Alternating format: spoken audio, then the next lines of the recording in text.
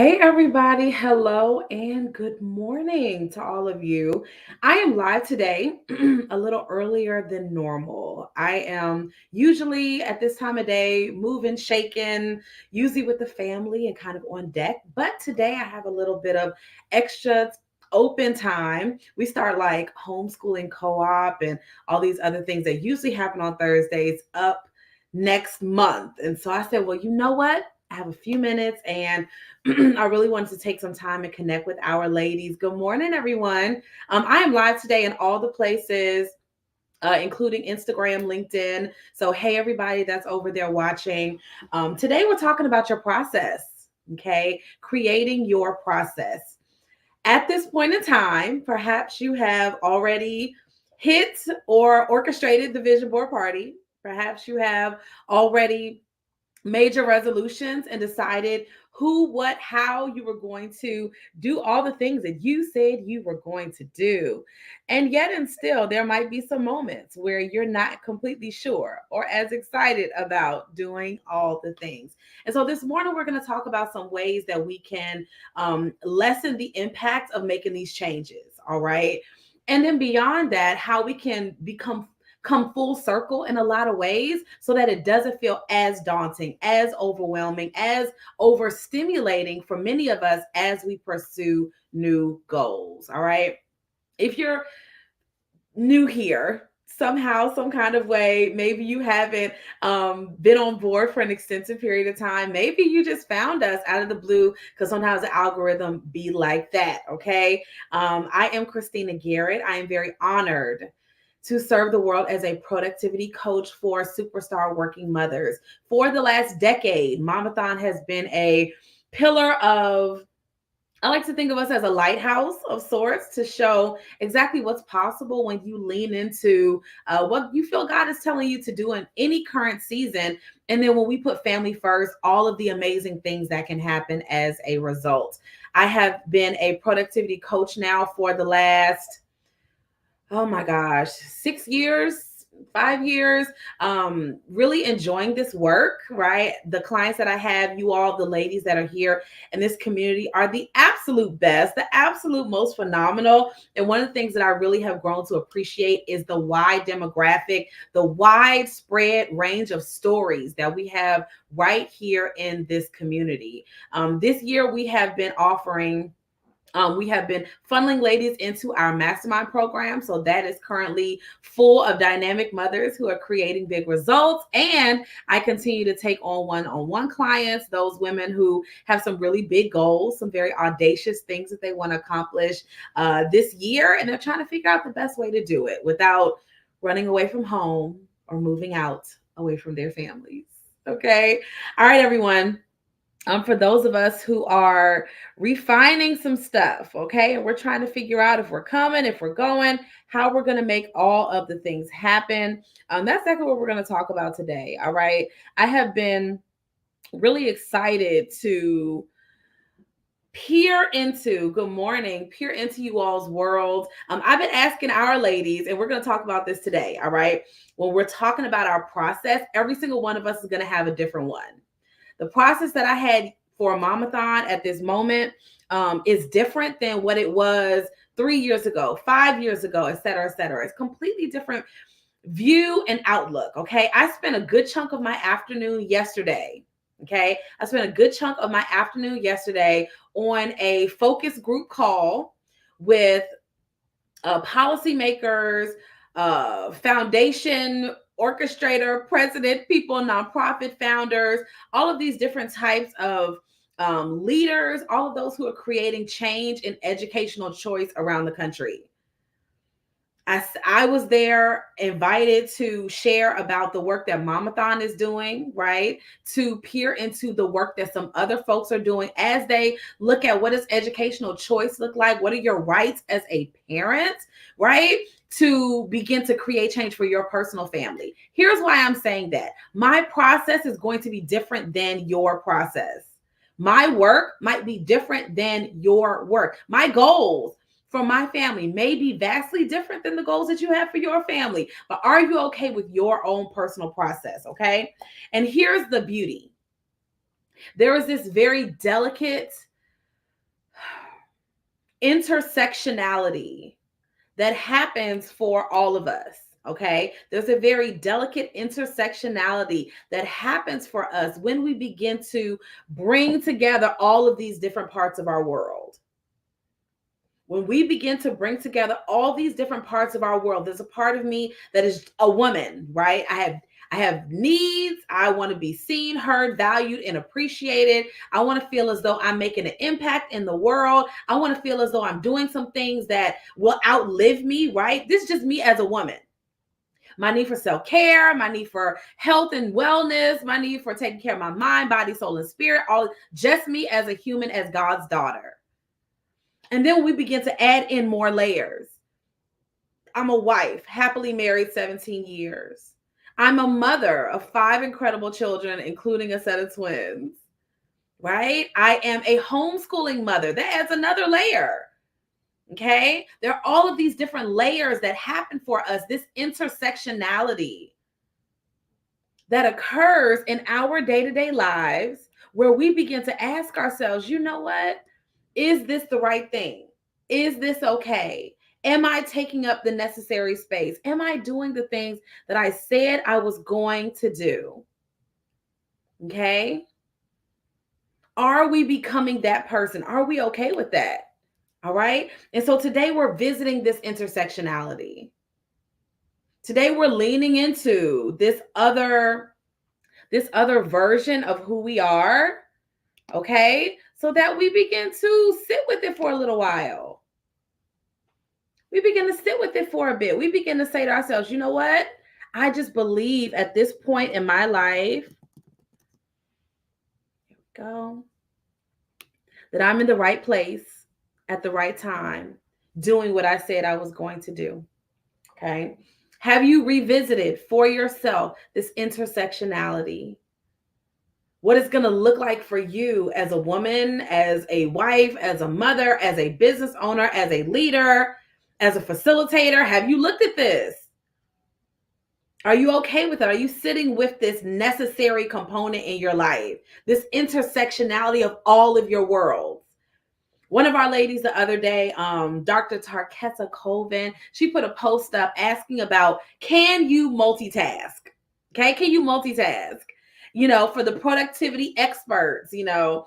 And I commented and I was like, the women I work with, all of us do it. All of us do it. There's not a single one of us that I know that we just sit still, except for maybe during mastermind hour, right? Maybe during the time when we're doing our coaching. This is the time when you're sitting still. All the other moments, how many of you guys are like washing dishes while listening to me, riding in the car, right? You're cleaning your house. You're doing all these other things while this is going on. And you pick up the gems that you need and you keep it moving. Right? This is what we do here. So how many of us are doubting the intersectionality? How many of us are skeptical? Okay, skeptical about how we're going to achieve the goal. All right, so let's talk about our process. Let's talk about our process, okay? Let's talk about the intersectionality of your goals. Number one, in this process, okay? In your process, you're going to have to define success for yourself. What does success look like for you in this portion of your life?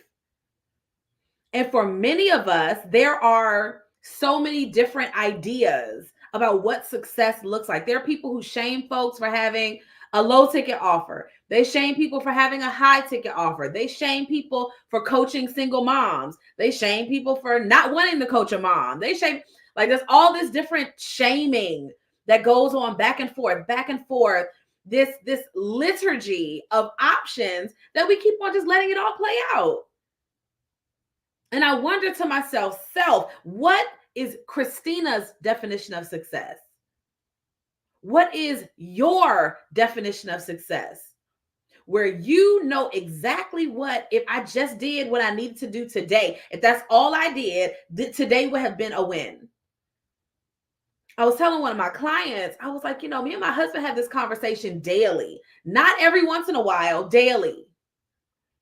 What's on your plate today? What do you need to accomplish today? How are you going to handle lifing today? If you could only do one or two things today, what will make your day successful? And we put emphasis on those things. Okay, good morning. We put emphasis on those things, on our personal definitions. And how many times are you looking at other people's worlds, other people's lives to find your definition of success? Where if you had to go and work a traditional 9 to 5, you would be making 60K.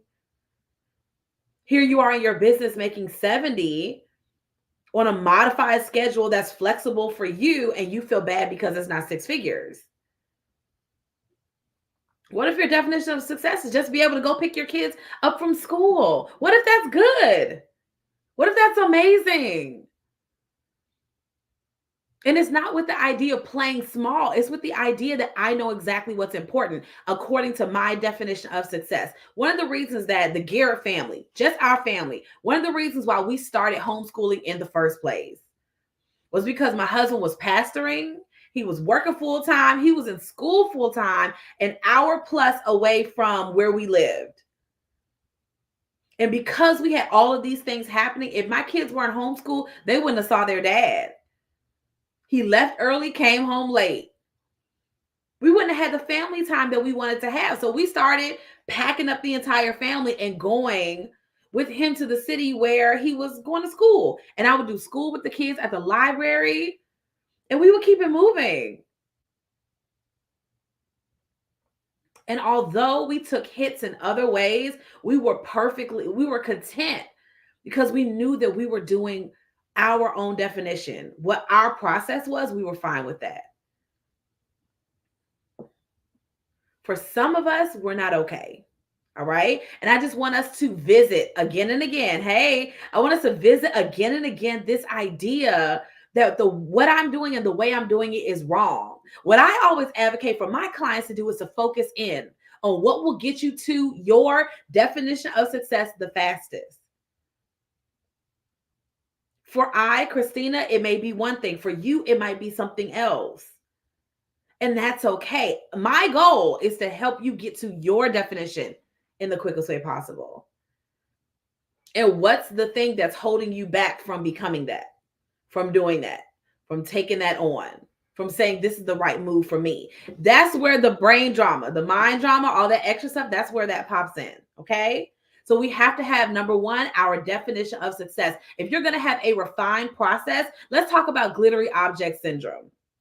Okay. Glittery object syndrome, where something new pops up, something exciting pops up. It could be good. Like, this really could work for me. And I've coached multiple clients over the last few weeks. Hey, sis, let's constrain. I think that really is a great idea, but maybe we just sit with this for a little while. Maybe we just only work on this. And somebody would let them run buck wild. Oh, you have a new idea? Okay, great. Let's go do that. But I thought you said you wanted this in this way. And it sounds like you're opting to do something else that is action oriented and not you working through what's happening in here that's keeping you from getting that.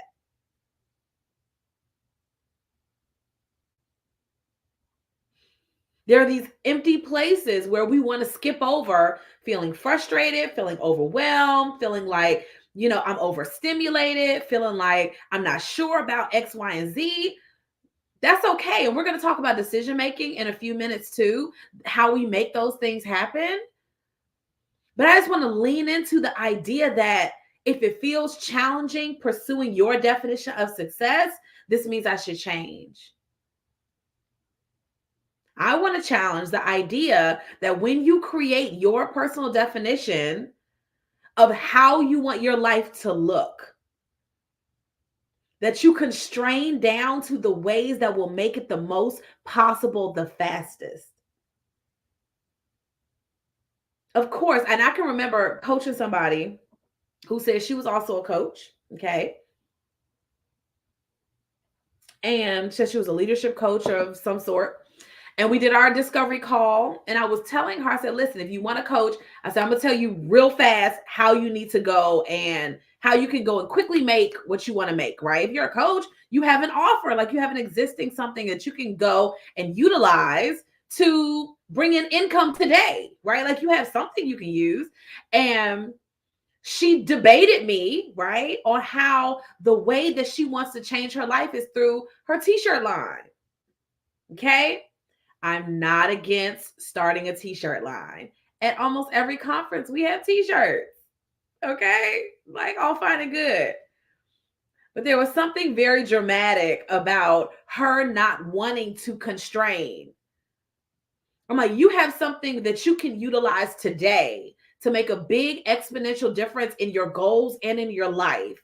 And you're looking to go and design, find a provider, do this, sell them. Would you rather sell this one thing to make $1,000 today, or would you rather go and sell how many times does 20 go into 1,000? 50?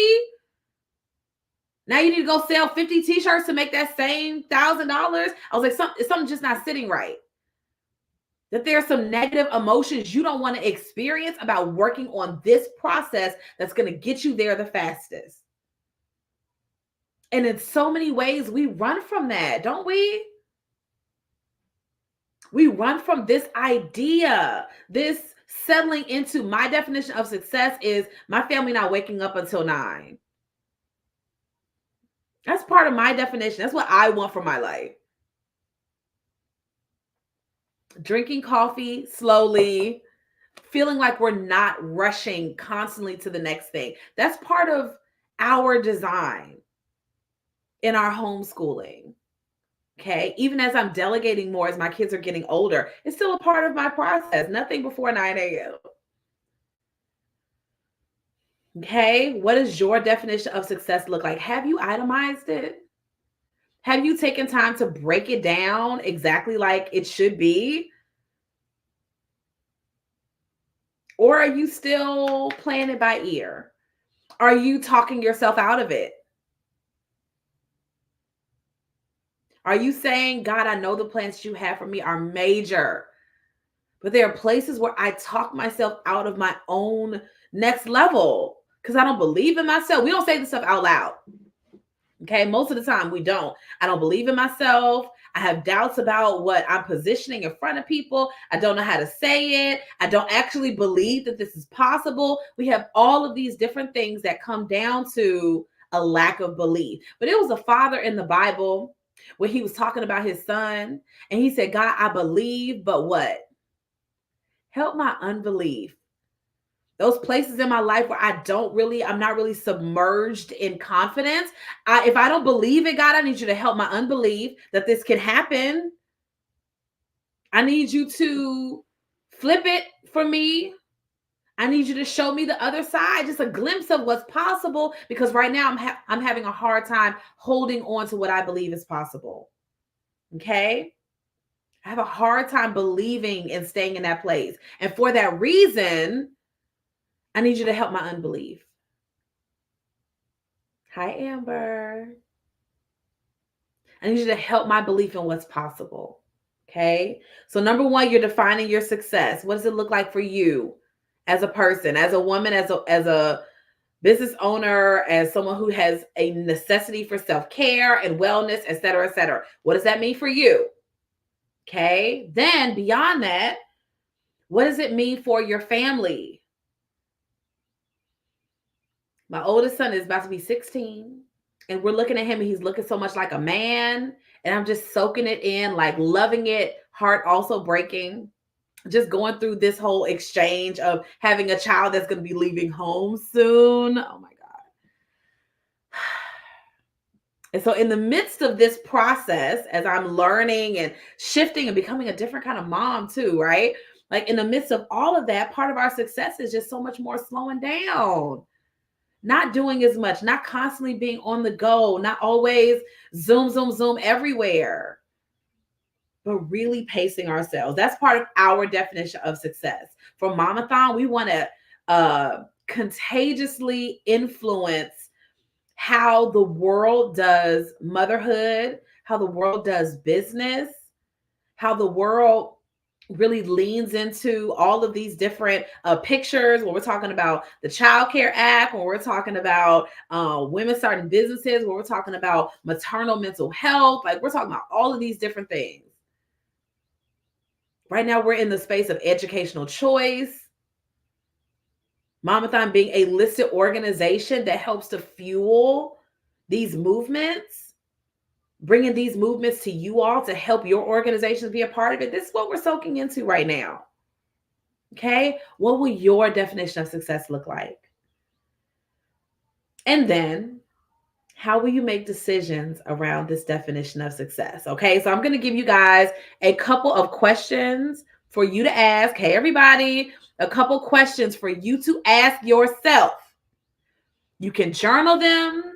You can write them down as I give them to you and think through them later. Okay. Here's why I'm putting emphasis on decision making. Because a lot of us don't like making them. A lot of us have this stark aversion to making a choice because on the other side of that choice, there's so much that's weighted there in that place. Okay. If I choose to move from this city to this city, here's all the things that are going to happen. If I choose to move from this job to this job, here's all the things. If I choose to stop being, if I choose to start putting up boundaries for my kids and, talking to my husband about what's important to me, like what is going to happen as a result of me advocating for myself. Okay. So let's just talk about making some decisions today so that you feel as though, so you feel empowered that you're going in the right direction. Okay. This is part of your process. When over the course of time, the last at least 3 years, I've only done one-to-one coaching, right? And then this year, after the conference, after last year's conference, it was plain as day that we needed a group. And I made the decision not to labor over intensively for months and months. Is this a pivot that I'm going to make? I made it in like 3 days. I looked at the pros, I looked at the cons, I asked myself these questions, and I jumped in and made the switch. We shared about it, we marketed, we talked about all the benefits, what they're going to learn. We did a masterclass that talked about other elements and introduced this to our community. We're like, listen, whoever wants to jump in, jump in. And we have 16 powerful women who are creating big change in that mastermind, not to mention my already ongoing one-on-one clients. Okay. So here's some decisions here's some questions I like to position. And I shared with the ladies at this past year's Mamathon conference. And I'm going to share with you guys right now. Okay. Here are some ways to make better decisions and what you can ask yourself. What are the most valuable skill sets that have gotten me here the fastest? What are some of the most valuable skill sets? Okay. For me, in a lot of ways, it's consistency. Okay. Consistency is not doing the exact same thing every single day. Instead, it is staying level-minded. What if consistency is a mental thing? Because over the last 8 years, Mamathon has been all I did. Hi. So what are the most valuable skill sets that have gotten me here the fastest? What if me being consistent is just a mental game? It's not me doing the same thing, showing up. I have to post this many times. I have to do this many times. I have to always talk about the exact same. No, what if this is just the way my brain is working? In this way, I'm going to be consistent. Okay. Here's another question. Am I so used to thinking about it that I wait so long until the decision has been made for me? I probably over invite women to the conference every single year because I know for a fact, hey, everyone, I know for a fact that when you come, it changes your life. Not Christina coming up with this. I haven't said it. I know from the ladies who come, they're like, oh, I finally found my people. I finally realized that this is the other side. Filled with women, dynamic women who love God and love their families and are about their business and hitting their goals. I've been looking for the non-mean girl energy. I've been looking for women who, worship God and we know how to get down and party, have a good time. Like, where are those people? Oh, we're right here. Where every woman in the room has a similar story as you. Every woman in the room is working to be her best self. And I know that the vibe that I give as a community leader, when you come to the conference, it changes your world. It just does. Okay. Now, here's what happens though. I position it for you guys, and we're going to be releasing the information in February. Okay. I position it for you all. And some of you guys think about stuff until it's too late. You think about it until it's too late. Okay? You think about it until the decision has inadvertently been made for you, and therefore you feel relieved. Oh, thank God.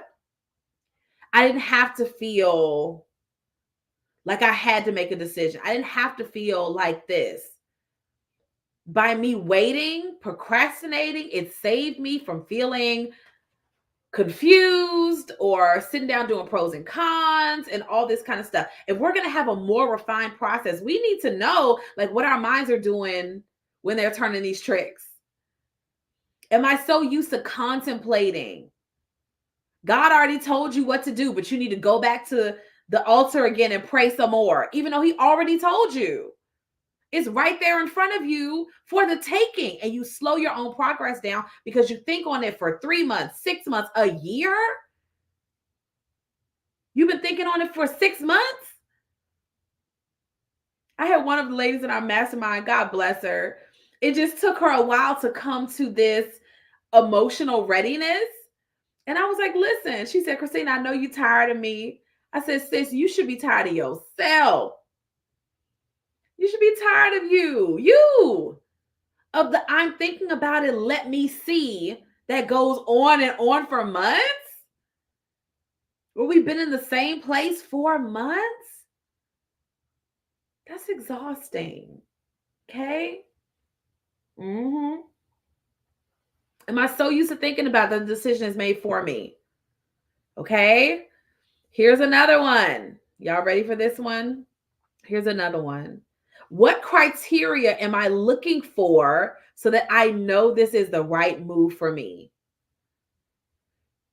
I'll give you an example. There are some folks where they come and they reach out for coaching and they're like, listen, I think I'm curious. I kind of want to see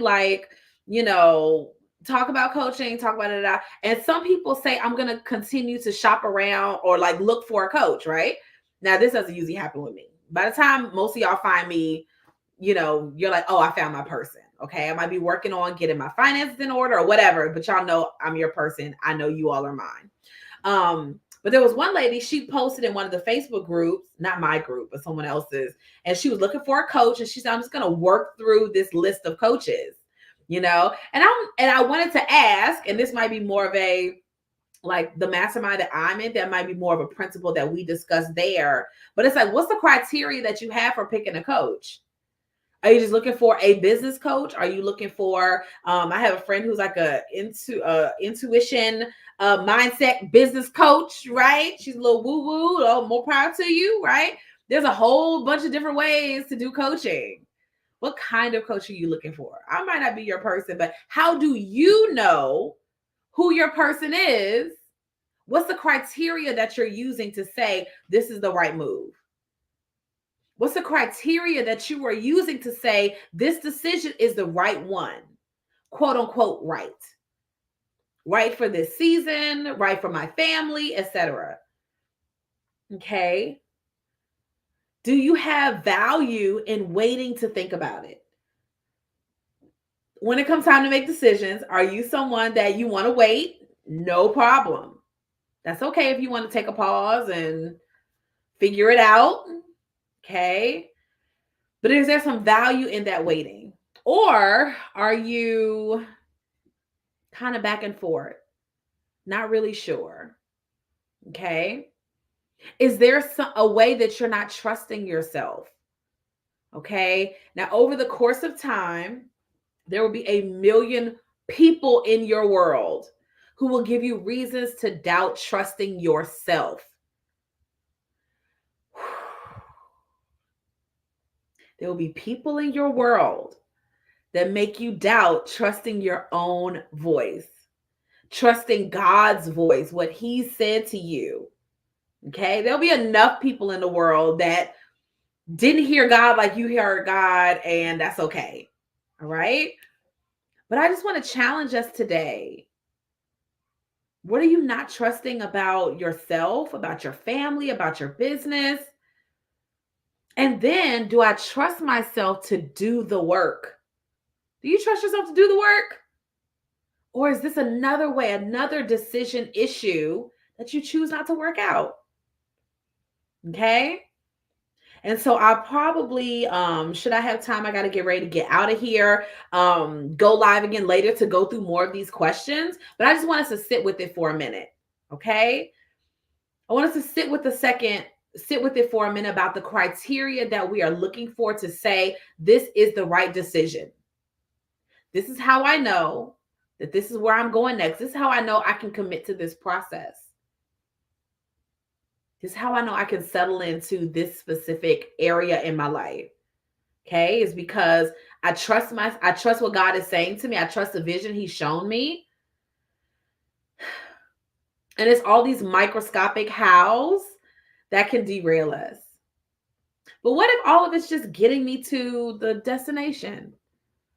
What if whether I choose option A or option B, they're both gonna get me there because God said that's where we're going. There's the story in the Bible where Jesus is in the ship with the disciples, and the ship starts taking on water, and they're tossed to and fro in the storm. And Jesus is like, I said, we're getting in the boat to go to the other side.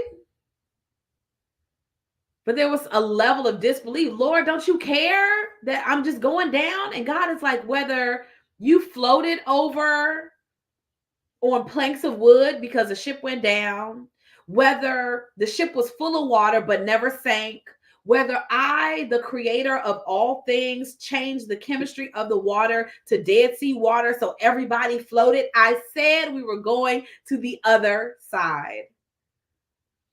So you, sister, can choose from option A or option B. But what happens if either decision is fine because you and God together are going to the other side? It could be either option. It could be either open door. But what if the destination, who God said I'm becoming, I could take this option 1 or 2. Either one is going to get me there to the other side. Either one will work. And it's so much more how I commit to that option that makes the difference. Okay. All right, everybody, that's it for today. I'm going to try and go live again later. My husband has some pastor business that he has to go out and handle. Hey, everyone. But I just really want to emphasize to you a few things. Number one, fall in love with your own definition of success. Okay. Your own definition. In the Instagrammatization of society, we have a whole lot of definitions floating around in the world. Whole lot of ways that other people are like, oh, you know, if you were going to a regular 9 to 5 and you were making 60K or 70K, somehow they told you that this amount wasn't enough, but you're doing it with your own business, with your own mind, with your own thoughts. You're creating yourself. You became a creator, right? That's success. Hi, friends. That's success. If you get to figure out how to do what you did at your regular job and do it from your house, that's success. Okay? If you're more available for your family, for your children, for your spouse, that is success. If your home life feels relaxed and unrushed like it used to, that is success. If you're feeling less anxiety, depression, if you're dropping the weight because you're releasing extra stuff, that's a definition of success. And so many times, so often, we're taking other people's and it doesn't even fit right. It doesn't even fit right. I told my ladies in the mastermind group, I'm like, pick your thing and love your thing. And don't jump all over the place because you saw somebody else having a thing. No, ma'am. Focus. What's going to be your thing for the next 6 months? And you can have a short-term thing that could fuel you now, and you can have a long-term thing. A lot of the ladies are coaches, speakers. They're doing, school workshops and these other things. All five, that might be the long goal, and you might have a short one, but let's constrain to our personal definition of success. And then when we go to make decisions, are we committed to the most valuable skill sets that got us to our current place the fastest? Okay. And what criteria am I looking at to say, I believe this is the right move for me? Or am I procrastinating so long until the door is no longer open? Am I waiting so long until it's no longer a possibility? It's no longer a possibility. Women do it with the conference every year. Talk to your husband. They're too scared to talk to their husband, right? Too scared to say, hey, I'm leaving for the weekend. It's okay. So then they keep putting it off, putting it off, putting it off. I had ladies who were thinking about the mastermind. And I'm like, listen, the reason why your goals are not doing what they're supposed to do is because this is what you're missing. And they knew it was for them, but they continue to put it off, put it off, put it off. It's fine. We're just going to continue to move forward. We love you, right? I'll still be here. I'm not switching careers. But you got to ask yourself, am I a serial procrastinator? Some of us need to ask ourselves, am I a serial procrastinator? Am I someone that wants to wait so long to make a decision or a choice or to take an action out of fear or frustration or lack of support, whatever those reasons are? Am I that person? So I become a serial waiter. Serial waiter. What's on the other side of me making this choice? Is really the apocalypse going to happen if I go ahead and make the move? I'll give you the answer. It won't. It won't. I made the quickest switch from one-to-one only to group like that. Because I made the swift decision, the ladies came quickly like, yep, that's me. I might need a payment option, but that's me. I see that this is the support I need for the first half of the year. I'm in, right? It was really, really quick because I made the decision quickly. I chose not to hover over it for months and months. Let me pray about it. This will be a 2025 goal. No, make it a 2024 goal. Why not? If I had 5 ladies in the program and I got to coach those 5, so up close and personal every single week until they hit the goals that they wanted to hit, that for me is the golden ticket. That's the best life. And we completely hit our sold out number, right? And in combination with my one-to-one clients, it's like, oh, this feels so amazing. Like, it feels amazing to have these initiatives going forward. Okay. And planning for the conference and doing our advocacy work. It's a beautiful situation. Here's what I want to illuminate.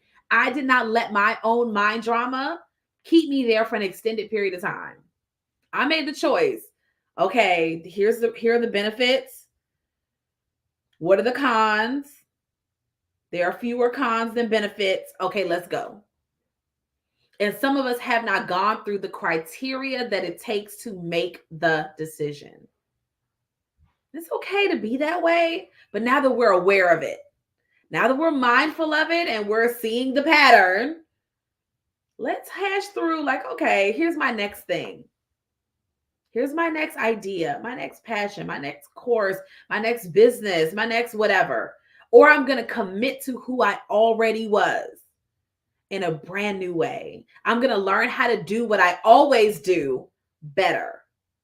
Okay. And so this year I'm like, oh, wow, what kind of content can we provide? What kind of summits can we provide? What kind of this and this and this? Like all these new layers of content creation. I'm like, wow, my mind is going on how we can do what we are already doing on a new level. How can we do it better?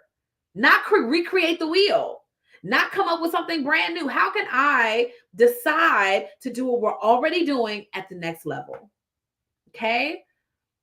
So as you explore that for yourself, I want you to be free from feeling like you have to have everything aligned and everything perfect in order to make that happen. I want you to release. I want you to let it go. Okay? that all of these perfect situations and perfect circumstances, and I'm the perfect person to do this right now. What if you're growing into the perfect person? I wasn't always the coach I am now. It took me living my actual life for me to be able to coach people better. I have a thing about coaches who haven't created a specific result in their own life, teaching other people how to create it. And I'm gonna get over it, I'm sure, right? But I feel like the best coach for special needs moms is a mom who also has a special needs kid and has figured out how to thrive in spite of it. I feel like the best coach for homeschoolers, I got a couple homeschooling coaches in the mastermind this year. If you've never homeschooled, please save it. Okay? We don't want it. And all the women that come to me are busy mothers, right? Who have these amazing, big, audacious goals and they're trying to figure out their how. But I had to do that for myself first. I had to come together and say, you know what, Christina, this is what we're creating.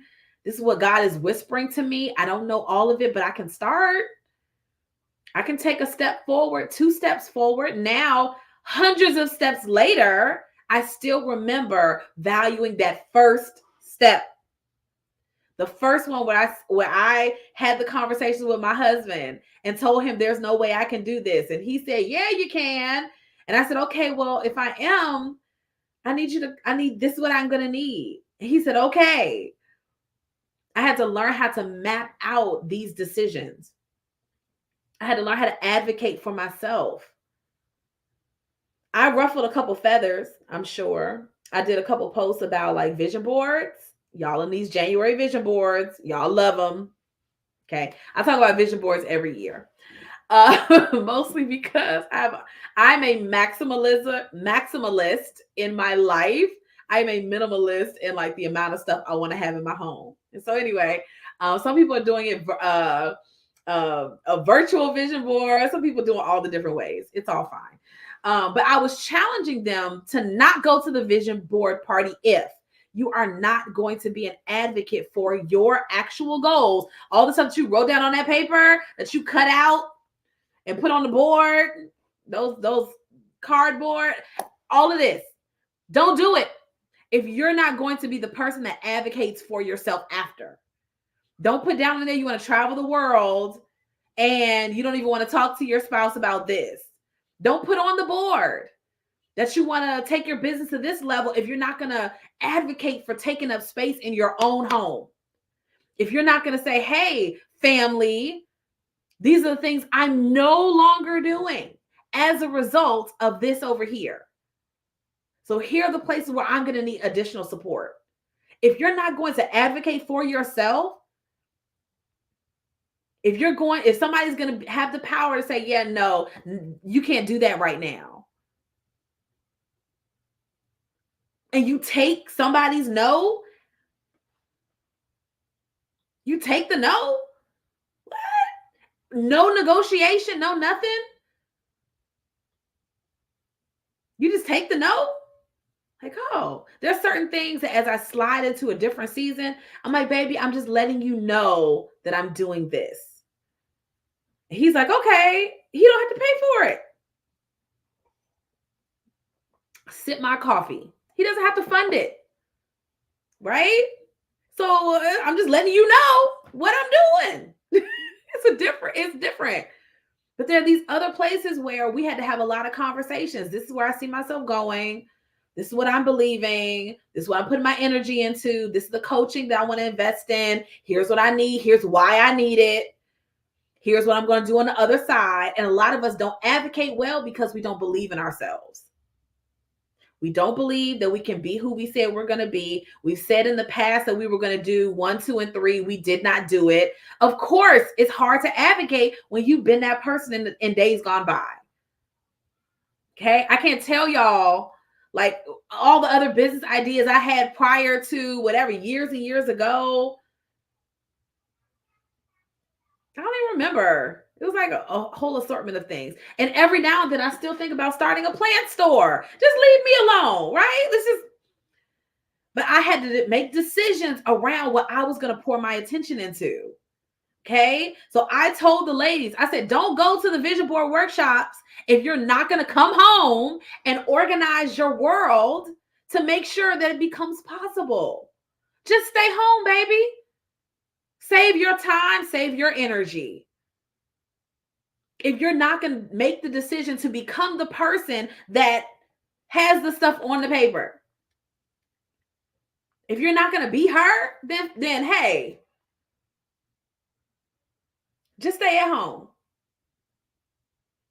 And I know how people, it's like being Baptist and having certain things. My friend Tia, she's a pastor's wife. She's watching today.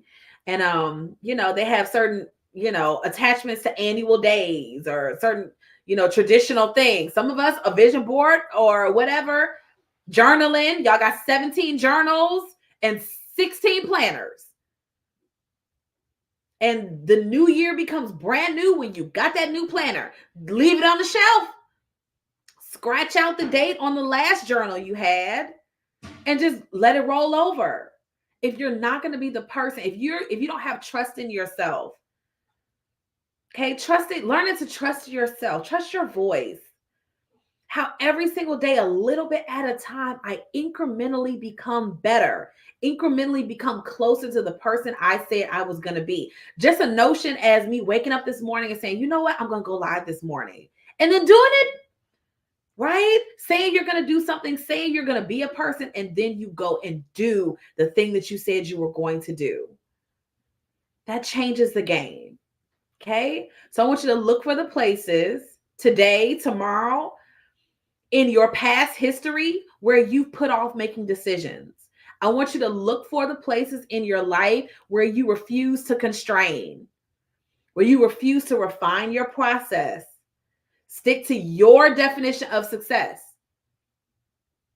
Stick to your way of doing it. Okay? Stick to what's important to your family, your husband. Some of these folks on the internet are spending more time talking to strangers they never see than they do the people that live with them. Okay? If you're a woman with a family, you can't be one of those people. Okay? Time to adjust it. Time to pull it back.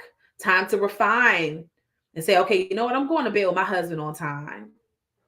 I'm going to sit down the other night, me and the kids and my husband, we just sat down. We were just watching Marvel movie after Marvel movie. They were also like 11 o'clock at night. Like they had nowhere else to be the next day. Just chilling. I just want to soak that time in. Okay? That's part of our definition of success. So you guys got to be okay with asking yourself that. Okay? You got to be okay with settling into, this is what I need to streamline. I can't go here, here, and here. I really need to lean into my thing. And how am I going to do what I'm already doing better? How am I going to be that person? How am I going to trust my own thoughts? How am I going to trust my own actions? How am I going to be someone that creates consistently? What if consistency is just something that is a notion in my mind, right? Which means I might go live every day, I might not, but I'm still consistent in the work that I do. Yesterday, I spent my afternoon on a call with policymakers, foundation presidents, parent advocates with one of the nonprofits that we work with that's talking about educational choice, right? How are we going to take the lines out of school districts so that kids can go to the school that's best for them? What? I'm a homeschooling mom. This doesn't directly affect me, but it affects the ladies that I'm honored to serve. It affects mothers. It affects families. Therefore, we show up and we get in the game.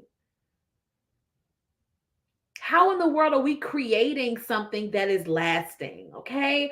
So I say all that to say this: on the other side of your decision, on the other side of this decision, of these micro decisions that you have to make, is this very open, abundant, relaxed, right? Like it's on the other side of this big Grand Canyon. Sometimes making a decision feels like crossing the Grand Canyon.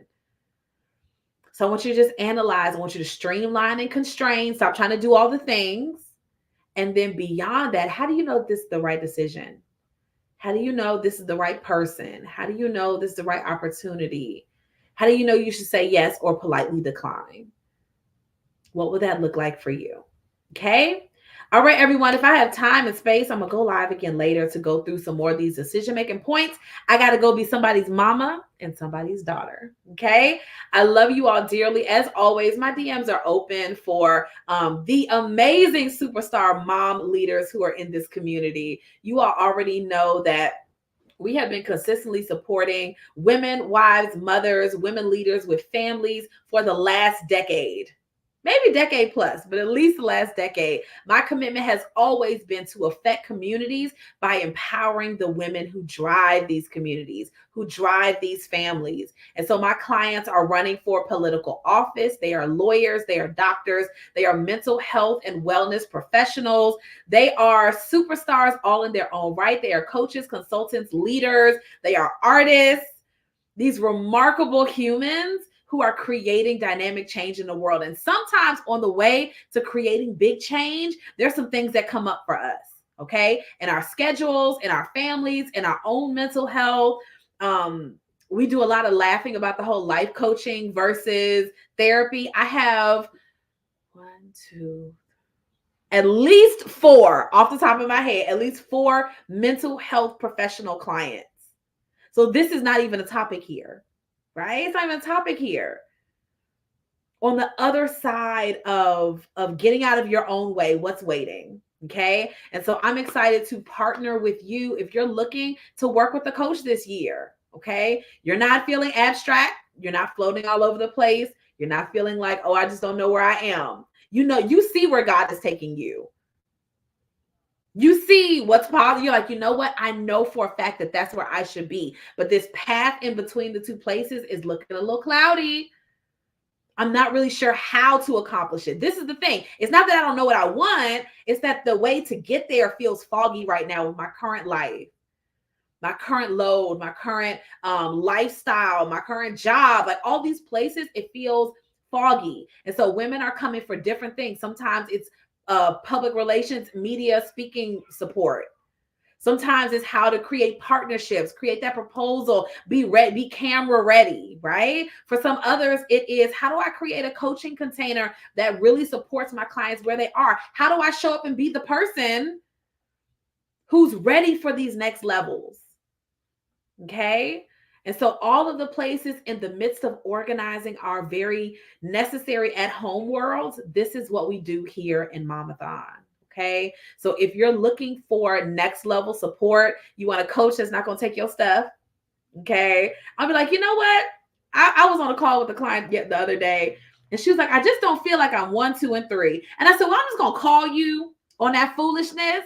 I was like, because here are all the things that you've already told me. You might not be feeling yourself like you should be today, but unless you lied and these are not facts, it's just your thoughts and your feelings coming up about where you are right now emotionally. That's okay, but it's not fact. It's just feelings. That's a difference. One of my clients who's a therapist, she was like, oh, sometimes you jump in your therapy bag and then you don't care about my feelings like my therapist does. She said, so then you coach me. Like, yes, I am your coach. I am not your therapist. Okay, there's a difference. All right, so I will be honored to hear more about you, your goals for the year, what you're working on, so that we can help you to create some big results and get there in half the time. Okay, so that's it for today, y'all. I love y'all. Thank you for coming to hang out with me. I love you all dearly. If no one else has told you yet today, sis, you are remarkable. You got it going on. You are fabulous, determined, consistent, incredible. All of your ideas are next level. And God is doing something so incredible and so amazing in your life.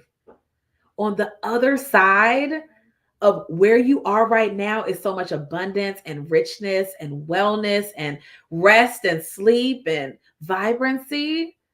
And together we're going to walk until you get there. Okay? Love you all so much, and we'll see you next time.